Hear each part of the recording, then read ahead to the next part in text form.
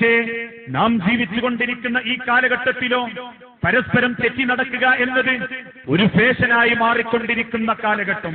മുഖത്തോട് മുഖം നോക്കാതിരിക്കുക, സലാം പറയാതിരിക്കുക, പറഞ്ഞ സലാം മടക്കാതിരിക്കുക, ക്ഷണിക്കാതിരിക്കുക, ക്ഷണം സ്വീകരിക്കാതിരിക്കുക, അവനുണ്ടെങ്കിൽ ഞാൻ ഉണ്ടാവില്ല എന്ന് വാശി പ്രകടിപ്പിക്കുക, ഞാൻ ഉണ്ടാകണമെങ്കിൽ ഇന്ന ആളുകളൊന്നും എന്നോട് സംസാരിക്കരുത് എന്ന് പക പ്രകടിപ്പിക്കുക എന്നതൊരു സർവ്വസാധാരണയായി മാറിക്കൊണ്ടിരിക്കുന്നു. ഒരേ വാപ്പാന്റെ മക്കൾ, ഒരേ ഉമ്മയുടെ മക്കൾ ഇന്ന് പലരും അഭിപ്രായ വ്യത്യാസത്തിലാണ്, തമ്മിൽ തെറ്റിയിട്ട അല്ലേ? ഒന്ന് ചോദിച്ചു നോക്കൂ, എന്തേ ജ്യേഷ്ഠന്റെ വീട്ടിലേക്കൊന്നും പോകാറില്ലേ? എന്തേ അനിയന്റെ അടുത്തേക്കൊന്നും ചെല്ലാറില്ലേ? എന്തേ പെങ്ങളടുത്തേക്കൊന്നും പോകുന്നില്ലേ എന്ന് ചോദിച്ചാൽ ചിലർക്ക് തിരിച്ചു പറയാനുള്ള മറുപടി, ഞങ്ങൾ അത്ര ലോക്യത്തിലല്ല, ഞങ്ങളൊന്ന് 2 കൊല്ലായിട്ട് അലോക്യത്തിലാണ്, ഞാൻ അങ്ങോട്ടും പോകാറില്ല, അവരാരും ഇങ്ങോട്ടും വരാറില്ല. എന്തേ കാരണം? അതൊരു നിസ്സാര പ്രശ്നം എന്നോട് പറയാൻ മാത്രമല്ല, ഒരാളോട് പറയാൻ മാത്രമില്ലാത്ത വിഷയത്തിന്റെ പേരിൽ നമ്മളിൽ പലരും ഇന്ന് അലോക്യത്തിലാണ്. പലരോടും, കുടുംബത്തോട്, ബന്ധക്കാരോട്, നാട്ടുകാരോട്, അയൽവാസികളോട്, മകൻ കെട്ടിയ വീട്ടുകാരോട്, മകളെ കെട്ടിയ വീട്ടുകാരോട്, കച്ചവടക്കാരോട്, സഹപ്രവർത്തകരോട്, ഇങ്ങനെ പലരോടും അലോക്യത്തിലായി ജീവിച്ചു കൊണ്ടിരിക്കുന്നവരാ. ഏതുവരെ? മരിച്ച വാപ്പാന്റെ വീതം വെച്ച സ്വത്തിന്റെ പേരിൽ, മരിച്ച വാപ്പാന്റെ വീതം വെച്ച പറമ്പിന്റെ പേരിൽ, ഉമ്മാന്റെ കൈത്ത് കിടന്ന മാലയുടെ പേരിൽ, അങ്ങനെ മുഖത്തോട് മുഖം നോക്കാതെ തമ്മിൽ അലോക്യവുമായി നടക്കുന്ന ആളുകൾ എത്രത്തോളം എന്ന് ചോദിച്ചാൽ മരണം വരെ അത് തീർക്കാൻ നമ്മളിൽ പലർക്കും മടിയാണ്. ശ്വാസം നിലയ്ക്കുന്ന സെക്കൻഡ് വരെ അതിൽ കൊണ്ടു നടക്കാൻ നമ്മൾക്ക് താല്പര്യമാണ്. ജീവിതത്തിൽ സംഭവിച്ച ഇന്നെത്രമാത്രം തമ്മിലുള്ള അലോക്യം തീർക്കാൻ മനുഷ്യന് മടിയില്ല എന്ന് ചിന്തിക്കുന്ന ഒരു യാഥാർത്ഥ്യത്തിന്റെ കഥ പറയാറുണ്ട്.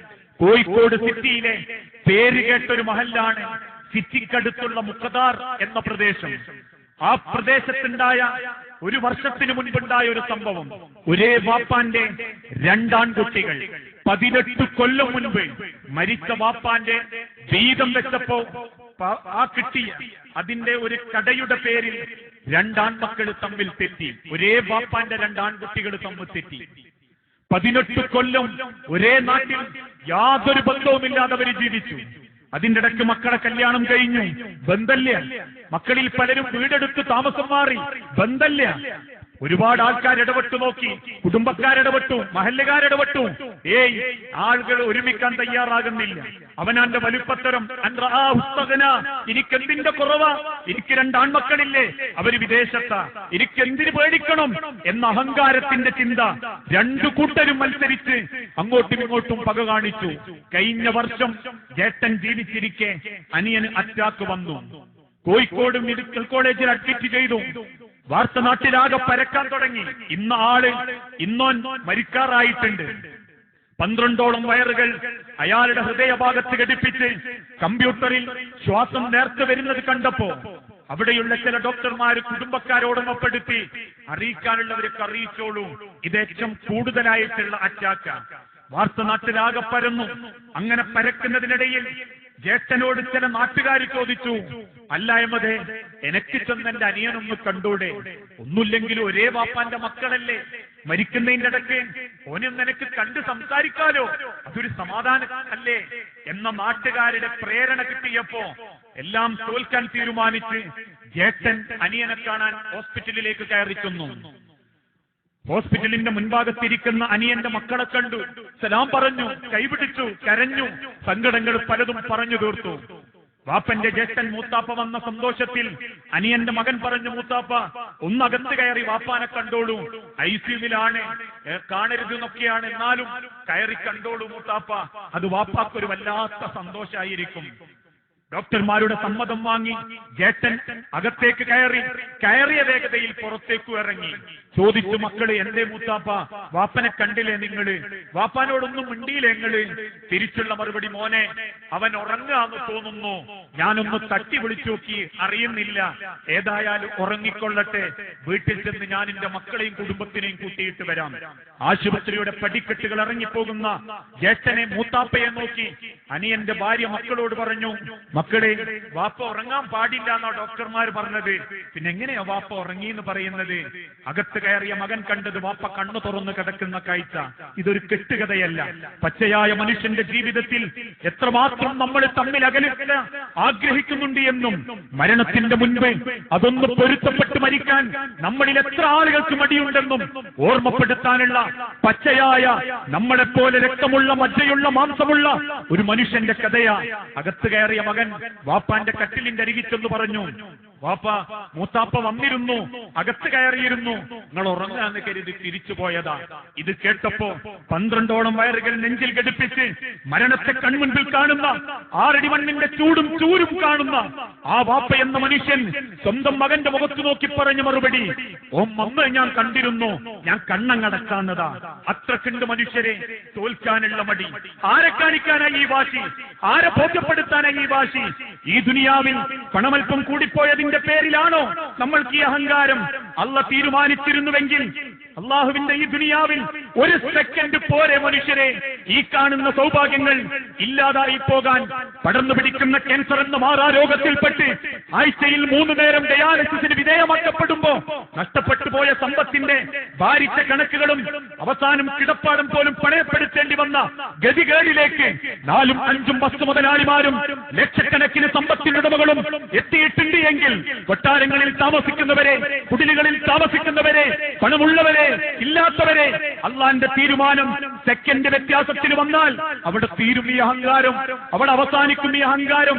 ഇനി അതല്ല, തറവാടിന്റെ വലിപ്പമാണോ അഹങ്കാരത്തിന്റെ കാരണം? അള്ളാഹ് തീരുമാനിച്ചിരുന്നുവെങ്കിൽ പാതയോര വക്കുകളിൽ കുടിലുകൾ കെട്ടി കൽപ്പണിയെടുക്കുന്ന ഒരണ്ണാച്ചിയുടെ മക്കളെ മാത്രമായിരുന്നു. അള്ളാഹ് കാണിച്ച ഔദാര്യമാ ഇന്ന വാപ്പാന്റെ മക്കളായി ഇന്ന സമ്പത്തൊക്കെ കിട്ടി ജീവിക്കാൻ പറ്റുക എന്നുള്ളത്. അതുകൊണ്ട് ആ ലോകത്തിന്റെ റസൂൽ ഓർമ്മപ്പെടുത്തിയതും നാം ചെയ്യുന്ന അമലുകൾ അള്ളാഹ് സ്വീകരിക്കണമോ എങ്കിൽ നമ്മളുടെ മനസ്സിൽ നിന്നും ബന്ധങ്ങൾ ശുദ്ധിയോടെ, അതിന്റെ പവിത്രതയോടെ നമുക്ക് സൂക്ഷിക്കാൻ സാധിക്കേണ്ടതുണ്ട്. ഇതറിയാത്തവരല്ല നമ്മളാരും. ആണോ? ഈ കൂട്ടത്തിൽ ആർക്കെങ്കിലും ഇപ്രാവശ്യത്തെ ഹജ്ജിന്റെ നറുക്കെടുപ്പിന് കിട്ടിയിട്ടുണ്ടാകും, അല്ലേ? അല്ലെങ്കിൽ ഉംറയ്ക്ക് പോകുന്നവരുണ്ടാകും. ഉംറയ്ക്ക് പോകാനായി ഹജ്ജിന് കിട്ടിയിട്ടുണ്ട് എന്ന് അറിഞ്ഞു കഴിഞ്ഞാൽ പിന്നെ കാണുന്ന ആൾക്കാരോടൊക്കെ ഒരു സമ്മതം ചോദിക്കലുണ്ട്.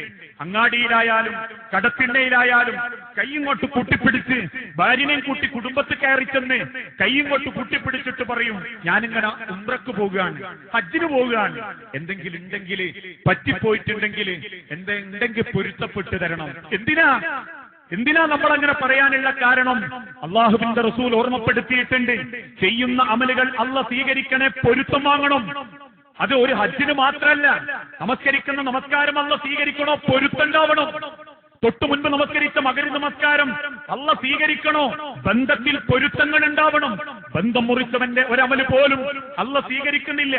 മദീനത്തെ പള്ളിയിൽ ഒരു നേരം വെളുത്ത സുബ്ഹ് നമസ്കാര ശേഷം ഇബ്നു മസ്ഊദ് എന്ന സ്വഹാബി എഴുന്നേറ്റ് നിന്നു. ഇതുപോലെ എഴുന്നേറ്റ് നിന്നു. ആരാ ഇബ്നു മസ്ഊദ്? ലോകത്തിന്റെ പ്രവാചകന് ഒരായത്ത് അവതരിച്ചു കിട്ടിയാൽ അതാദ്യം അള്ളാഹുവിന്റെ പ്രവാചകൻ ഇബ്നു മസ്ഊദിനൊന്ന് വിശദീകരിച്ചു കൊടുക്കും. കാരണം അള്ളാഹുവിന്റെ തിരുദൂതൻ കഴിഞ്ഞാൽ ഇത്ര മധുരത്തോടെ അത് വിശദീകരിച്ചു കൊടുക്കാൻ കഴിവുള്ള മറ്റൊരു സ്വഹാബില്ല. മെലിഞ്ഞൊട്ടിയ, അങ്ങേയറ്റം ക്ഷീണിച്ച ശരീരമുള്ള ഇബ്നു മസ്ഊദ് റളിയല്ലാഹു അൻഹു, അദ്ദേഹം എങ്ങാനും ഖുർആൻ ഒത്തു തുടങ്ങിയാൽ മദീനത്തെ പിന്നാമ്പുറങ്ങളിലെ ഈ തപ്പനയുടെ മറവിൽ ശത്രുക്കൾ പോലും തലകുമ്പിട്ടിരുന്നു. ആ ഓത്ത് കേൾക്കാൻ വേണ്ടി ആ ഇബ്നു മസ്ഊദ് ആ പള്ളിയിൽ എഴുന്നേറ്റ് നിൽക്കുന്നത്. സഹാബാക്കളൊക്കെ ഇങ്ങനെ അത്ഭുതപ്പെട്ട് നിൽക്കുക. അത്യാവശ്യ കാര്യങ്ങളില്ലെങ്കിൽ ഇബ്നു മസ്ഊദ് അങ്ങനെ നിൽക്കലില്ല. ഇബ്നു മസ്ഊദ് സഹാബാക്കളെ നേരെ സുബ്ഹിക്ക് എല്ലാവരെയും ഒന്ന് നോക്കി അവസാനിക്കാറാകുമ്പോഴേക്കും ഇബ്നു മസ്ഊദിന്റെ കണ്ണിൽ കണ്ണുനീര് വന്നു മൂടാൻ തുടങ്ങി. അതിങ്ങനെ കാലിട്ട് താടിന്റെ ഉള്ളിൽ കൂടെ അങ്ങനെ ഒലിച്ച് ചാടാൻ തുടങ്ങി. കണ്ടു നിൽക്കുന്ന സഹാബാക്കൾ ചോദിച്ചു, എന്തു പറ്റി ഇബ്നു മസ്ഊദ്? ഇബ്നു മസ്ഊദ് വിങ്ങിക്കരഞ്ഞുകൊണ്ട് പറഞ്ഞു, അയ്യുഹ സ്വഹാബ, എന്റെ ജനങ്ങളെ, എന്റെ കൂടെ കൂടിയ ജനങ്ങളെ, ഇതെന്റെ വർത്തമാനമാണ്, അൻസാറിന്റെ വർത്തമാനം.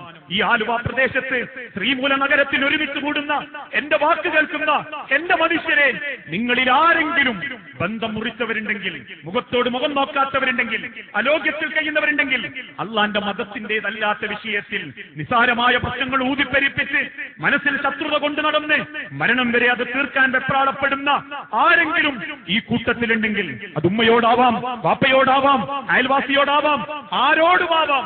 മനസ്സിൽ ആരോടെങ്കിലും ശത്രുത കൊണ്ട് നടക്കുന്ന വ്യക്തികൾ ഈ കൂട്ടത്തിലുണ്ടെങ്കിൽ അവർ ഈ സദസ്സ് നെയ്നേൽക്കണം. ഈ സദസ്സ് അവർ പിരിഞ്ഞു പോകണം. ഒരു തവണ ഇബ്നു മസ്ഊദ് അത് പറഞ്ഞപ്പോ സഹാബാക്കളൊക്കെ ഇങ്ങനെ വെപ്രാളപ്പെടാൻ തുടങ്ങി. രണ്ടാമത്തെ തവണയും ഇബ്നു മസ്ഊദ് പറഞ്ഞു, അയ്യുഹ സുഹാബ, കേട്ടിട്ടില്ലേ ജനങ്ങളെ, അന്നാ മദീനത്തെ പള്ളിയിൽ ഇബ്നു മസ്ഊദ് എന്ന സുഹാബിയാണ് പറഞ്ഞതെങ്കിൽ ഇന്ന് ഈ സദസ്സിൽ വെച്ച് ഞാൻ പറയുന്നു, ഈ കൂട്ടത്തിൽ ആരെങ്കിലും ബന്ധം മുറിച്ച് അലോഗ്യത്തിൽ കഴിയുന്ന ആളുകളുണ്ടെങ്കിൽ അവരെ എഴുന്നേറ്റ് പോ. അത് കുറ്റല്ല, അതൊരു പോരായ്മയായിട്ട് കരുതണ്ട. എഴുന്നേറ്റ് പോ, അവർ ഈ സദസ്സിലിരിക്കാൻ പാടില്ല. 3 തവണ ഇബ്നു മസ്ഊദ് അത് വിളിച്ചു പറഞ്ഞപ്പോ ഒരു സ്വഹാബി എഴുന്നേറ്റ് നിന്ന് ചോദിച്ചു, എന്താ ഇബ്നു മസ്ഊദ് ഇങ്ങനെയൊക്കെ പറയുന്നത്? എന്തിനാ ഇത്രയൊക്കെ പറയാനുള്ള കാരണം? ഇബ്നു മസ്ഊദ് റളിയല്ലാഹു അൻഹുവിന്റെ മറുപടി, ഇന്നല്ലാഹ തആല, തീർച്ചയായും അല്ലാഹു അവന്റെ വാക്ക് ചർച്ച ചെയ്യുന്ന ഇൽമിയായ സദസ്സിൽ ബർക്കത്ത് കൊടുക്കും മലക്കുകളിലൂടെ. അവിടെ ഇരിക്കുന്ന ആളുകളുടെ പാപം അല്ലാഹ് അങ്ങനെ പുറത്തുകൊണ്ടിരിക്കും. ഈ ഒരുമിച്ച് കൂടുന്ന ഇത്രയും ആളുകൾ ഈ വാക്ക് കേൾക്കുന്ന മനസ്സോടെ ഈ ശ്രദ്ധിച്ച് കേട്ടിരിക്കുന്ന ഓരോരുത്തർക്കും ലോകത്ത് മനുഷ്യരല്ലാത്ത എത്ര സൃഷ്ടികളുണ്ടോ അവരൊക്കെ അള്ളാഹുവിനോട് പ്രാർത്ഥിച്ചുകൊണ്ടിരിക്കുന്ന ഇല്ലാ വാഹിദുൻ, ഒരുത്തൻ ഈ സദസ്സിലില്ലെങ്കിൽ, അവൻ ഈ സദസ്സിലുണ്ടെങ്കിൽ അള്ള പറഞ്ഞയച്ച മലക്കിനെ അള്ളങ്ങ് തിരിച്ചു വിളിക്കുന്ന പിന്നെ ആ സദസ്സിൽ ബാക്കിയുണ്ടാവുക പിശാചുക്കൾ മാത്രമായിരിക്കും. സഹാബാക്കൾ ഒന്നടങ്കം ചാടി എഴുന്നേറ്റ് കരഞ്ഞുകൊണ്ട് ചോദിച്ചു, മൻ മൻ യാ ഇബ്നു മസ്ഊദ്, ആരുണ്ടെങ്കിലാ ഇബ്നു മസ്ഊദേ അള്ള കൊടുക്കാൻ ഉദ്ദേശിച്ച ബർക്കത്തും റഹ്മത്തും അള്ള നിർത്തലാക്കുക?